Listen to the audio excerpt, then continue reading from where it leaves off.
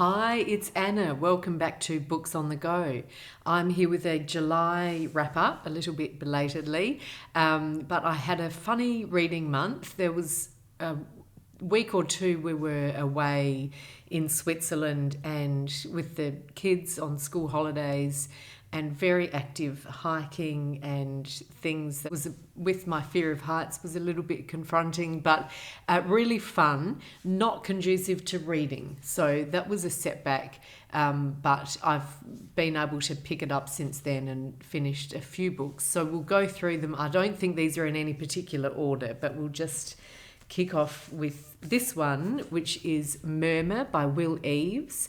And we just recorded yesterday, Annie and I talked about this on the podcast with mixed reactions. So that was interesting. This was on our radar for a long time. It won the Goldsmiths Prize, which is, I think, for not inventive, but experimental or new sort of original fiction, and the Wellcome Book Prize, which is focused on books that have something to do with medicine. This is inspired by Alan Turing, and who was the mathematician, worked at Bletchley Park, and I knew him through the movie. I know that sounds terrible, with Benedict Cumberbatch, but he was instrumental in the Second World War in breaking the code, and also is now seen as the father of the computer and artificial intelligence, but wasn't recognised in his own lifetime, and in fact was prosecuted for homosexuality and underwent an enforced chemical castration.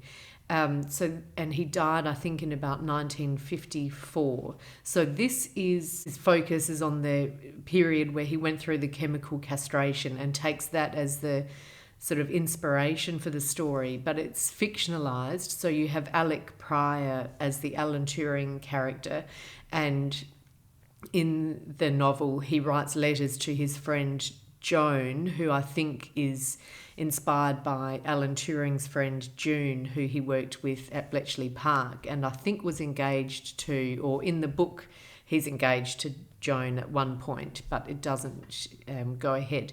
But they have a really lovely friendship. So what it does, though, is he puts you in the mind of Alan Turing, or Alec Pryor, the character, and what it was like to go through this process, which not only changed his body but really affected his mind and gave him hallucinations and weakened him, and was, quite a severe process.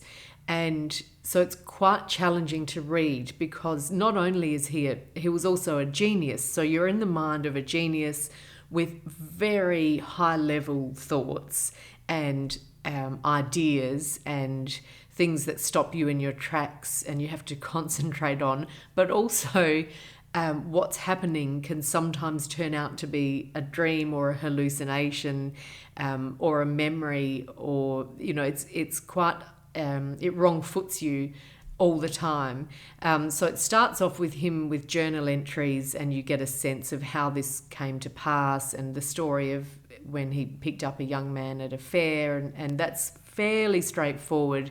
And then it goes into, I think this section is called Letters and Dreams, and I didn't really read the title of the chapter, so that made it even harder because I didn't realise we were going into dreams. But we got there, and then there's a final section. It's beautifully written. It's really spot on, very clean writing. Sometimes there's some dry humour in there. There's a wonderful scene at school when he remembers back to being at school, and he and his friend talking about, what if you could travel through time, and the teacher said this sort of, I imagine him as this stern old school sort of male teacher, says, "Alas, there we intrude upon the realm of fantasy." And this just very, very dry English humour, and all of these scenes are wonderfully brought to life. And I think it's, if you look at it as him trying to give you a sense of being in the mind of Alan Turing when he went through this chemical castration and what that was like, I would say this is a perfect novel. As a reader, and in that it makes you think and feel like you're going through that, and it does it with the most beautiful writing. I think it's a 5-star book. I gave it 4 stars just because I couldn't always fully enjoy it because I just didn't quite know what was happening. And I think that combined with the fact he is so intelligent meant that it already was stretching my brain. And Annie and I talked about how we're not mathematicians, and so that was, really pushing us, but in a really good way. But that combined with the hallucinatory elements was quite challenging. So really, really good book. I'd recommend it, and just one that you have to concentrate on. So that's Murmur by Will Eaves. Then we have one that I was very excited about, which is On Earth We're Briefly Gorgeous by Vuong. And this has had a lot of hype online. I've seen a lot of beautiful Instagram posts, and he's wonderful on social media. The book is beautiful. I think he had a poetry collection called Night Sky with Exit Wounds, and I'm just going to check, yes, which won the Whiting Award, the Forward Prize, and the Best First Collection, and the T.S. Eliot Prize, and which I haven't read, but this does have some poetic writing. I can see that he's a poet. But this is a book about a young man who's writing a letter to his mother and reflecting on his life. I'm actually having to think back because I read this a few weeks ago.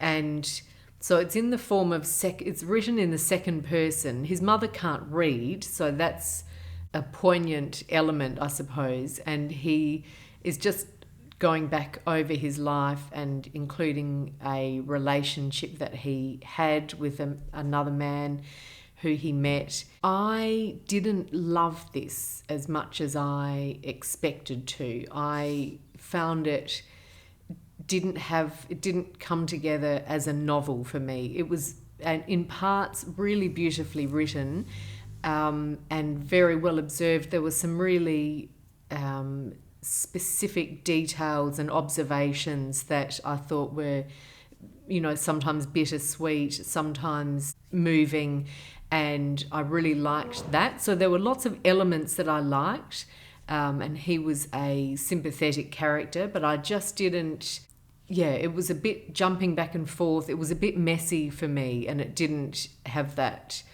sort of tightness and strength of what I look for in a novel. And I can see that he's, Vuong is super creative, and the way he wanted to tell this story is not as a straightforward novel. And so I was sort of allowing for that. And you can see that his brain is amazing, but just as a reading experience, I wasn't looking forward to picking it up because I wasn't in the story, because I didn't feel like there was a story propelling me through the book. So that was a drawback, but it's really beautiful. What I loved about it was he is attempting to convey one human life, and that's what I think any good novel should be trying to do. I could sense the honesty and the courage of him doing that, and it felt very true. So I loved that. So that's On Earth We're Briefly Gorgeous. Another one that I read while I was away, The Train Was on Time by Heinrich Böll. And this is one of those beautiful small books in the Penguin European Writers series, which I love. It's been a great way to discover, well, it does what it says, European writers in translation. And I did this with Amanda for Books on the Go for the podcast, and we both loved it, actually. It wasn't one where the story immediately appealed to me, but it was just a perfect small novel. So this is about a soldier called Andreas, a German soldier who's on his way to war, and he's on a train and he has a premonition that he won't survive, and he's trying to work out when he's going to die and where they'll be on the map, because the train has a number of stops and they're heading towards the Eastern Front, what was then the Soviet Union, and he's working it all out in his mind, and he feels as if he has only 5 days left, and it becomes this you're really in his mind and imagining what that would be like and what he should do if that's the case, and he doesn't want to die. And reading it, it's quite visceral, and so you have that sort of sick, panicky feeling, or you can imagine that that's how he's feeling. And it's, as I say, it's only a really short book, but there's so much that happens in those pages, because they do have another stop and he meets a woman, and that causes him to reflect back on his, I wouldn't even say relationships, but maybe loves of his life that he'll never have if he dies. And it's so poignant and so moving for such a short book, and really, I just think, perfectly executed, very clean writing, and interesting because it was published in 1949. So it's actually very soon after the war when you think about it. And Heinrich Böll did fight in World War II, so it's drawn from his own life or his own experiences. So I'd highly recommend this. That's The Train Was on Time, written by Heinrich Böll and translated by Leila Vennewitz.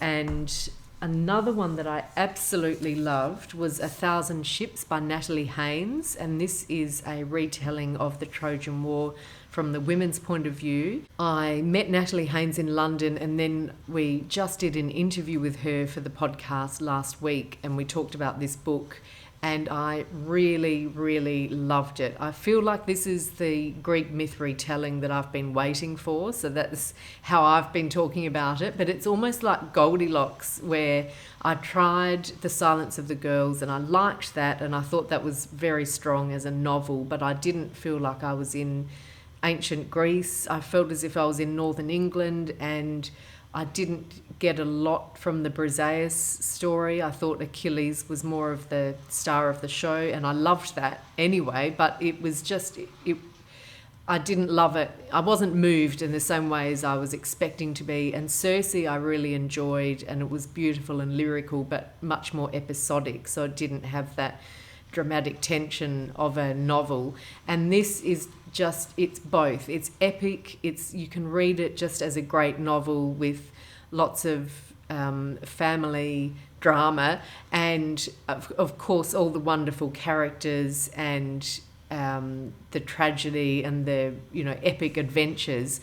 But it also is a real like a fresh look at the Greek myths and giving you the women's perspective. So even there's a section which was my favourite, which is letters from Penelope to Odysseus, her husband, who's voyaging back to Ithaca but taking 20 years. And we meet Penelope in the letters is still the patient and loyal wife that we know from Homer's Odyssey, but she starts to become irritable that he's taking so long, and it takes on this it just makes you imagine it from her point of view in a way that you don't that traditionally we don't. So I really loved it. It's very funny in parts, it's very colourful, and Natalie Haynes was telling me that she's been learning Greek since she was 14, so all of the myths and the stories it's not something she had to go and specifically research, so it's sort of organically in the book without feeling heavy-handed or clunky at all. So it reads really cleanly, and it's a really great epic novel, so I'd highly recommend that. And another one that blew me away, but completely different, is an Australian book called Fake by Stephanie Wood. And this is the story, well, it says here, a startling true story of love in a world of liars, cheats, narcissists, fantasists, and phonies. So that's what this is about, but it's absolutely fascinating and a really compelling read. I don't know if it's available in other countries yet, but I'm speaking with Stephanie this week for the podcast, and I will ask her about overseas distribution. It's a true story of her relationship she had with a man who we call Joe in the book, and he turns out to be a con artist. So you know that from the blurb, but the way she tells it is to sort of explain how she met him and how they began this relationship, and you're reading it knowing that he turns out to be a con artist. So you're thinking all the little things that he does, where perhaps he cancels dinner or says, I can't do that because I'm down at the farm, or says to her, I've got a house on the Sydney harbour front, but never actually takes her there, and all those things that now seem like red flags, because we know how it ended. You're reading it thinking, but why doesn't Stephanie pick up on this, or couldn't she see that that was a bad sign, or whatever? And Stephanie is alert to that, and so she actually says to you as the reader, yes, I googled him, but in fact a lot of the stuff he said checked out, or just enough checked out so that it added up. So you follow the story, and you're just waiting to see when will it come unstuck, and how will that happen, and how will she react, how will he react, and so there's a lot of suspense, and it really keeps you turning the pages. But the other thing she does that I loved is that she actually broadens it out beyond just her story, and because she's a journalist by profession, so she researches this issue, and she speaks to neuroscientists and psychologists about what is it about our brains that we believe that we get taken in by these fraudsters and con artists. How did this happen? And it's really, I find the psychology of it really interesting, and there's that willful blindness where we see, if we're in a relationship, we see the story that we want to see, and we'll fill in the gaps to make it work how our brain wants it to work, and we'll forgive people or let things slide because people say don't be too fussy, don't overthink it, just go with the flow, and there are so many forces at work, and she examines all of that, and it's just a really, really interesting read, and very thought-provoking, really good for discussion. So that's Fake. And lastly is Three Women by Lisa Taddeo, which is again a bit like Fake, very compulsive reading, really thought-provoking, and has been getting a lot of buzz. So this is Lisa Taddeo's study of three women and their relationships, and she spent 8 years researching it, so it's very well observed, deeply researched for these particular women. She lived in their towns and spoke to them for thousands of hours, and I didn't know what to expect. It has had a lot of hype, and the premise of it, that this is all about women's desire, I wasn't sure if you would get that from just three specific women, and I'm still not sure if you do, and that's in itself, though, I think that's a really interesting discussion point. But I started reading it and just couldn't put it down because it's really well written, so I can see why it's had all the hype. She's a great writer. She writes with a lively sort of energy, and there's a lot of action and things happening, but then she'll also pause and reflect on what things mean or what might be going through a woman's mind, and the power dynamics and things like that. So it has a really good balance, and she's very open-minded and non-judgmental about these women's lives. And it's just very interesting because it makes you think about, was this really about women's desire, or is it really about men's desire? Because all of them are, I think, just pleasing the men in their lives more than themselves. And I ended up finding it quite depressing, but I won't say too much more. I think it is it's definitely worth reading, and Annie and I are talking about it for the podcast, and I'm dying to know what Annie thought. So stay tuned. That's it for me for July. I hope you've had a good reading month. Let me know what your highlights were, and I'll see you soon. Bye for now.